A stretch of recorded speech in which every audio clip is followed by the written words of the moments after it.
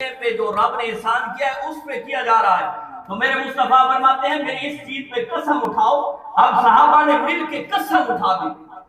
अब जब कसम उठाते हैं तो नबी करीम अलैहिस्सलाम ने फरमाया फातानी जिब्रील फाखबरनी, सुनो ऐ मेरे सहाबा, सुनो मेरे और मेरे रब का जिक्र करने वालों और मुझको मिलने पे रब का शुक्र करने वालों, रब के एहसान पे रब की हमको सलाह बयान करने वालों, सुनो फातानी जिब्रील फाखबरनी कि अभी अभी मेरे पास जिब्रील अमीन आए हैं और मुझे ये खबर दी है, ये खुशखबरी दी है, इन्नल्लाह युबाही बिकुमुल मलाइका कि रब्बे कायनात तुम्हारे इस बैठने पे फरिश्तों के सामने फख्र फरमा रहा है। सुभान अल्लाह, रब ताला फरिश्तों के सामने फख्र कर रहा है।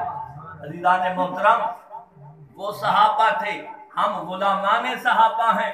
वो इसलिए रब का शुक्र अदा करते थे कि दीन हक मिला है और मोहम्मद मुस्तफा मिले हैं। आज हम भी इसलिए शुक्र की महफिल सजाए बैठे हैं, मौला तूने दीन हक दिया है और मोहम्मद मुस्तफा दिया है। सुभान अल्लाह। अब ये महफिल क्या बिदअत हो सकती है? नहीं, जो सहाबा से साबित है। अगर बिदअत और शिर्क और कुफ्र के फतवे लगाने हैं तो पहले सहाबा पे लगाओ, बाद में हम पे लगा देना। तो कितने बड़े खुश नसीब है वो आप कि जो सरकार के जिक्र की महफिल सजाए बैठे। वो एक साहिब ने कहा है ना कि इस करम का करूं शुक्र कैसे अदा, इस करम का करूं शुक्र कैसे अदा, जो करम मुझ पे मेरे नबी ने कर दिया। मैं सजाता था सरकार की जिक्र की महफिलें, मेरे मुस्तफा ने मुझे हर गम से बरी कर दिया।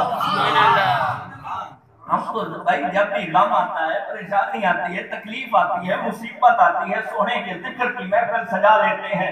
मौला उस जिक्र मुस्तफा के तसद्दुक से सारे गमों को दूर कर देता है। तो अज़ीज़ान मोहतरम, ये आप वो लोग आए बैठे हैं जो रब की बारगाह से मकाम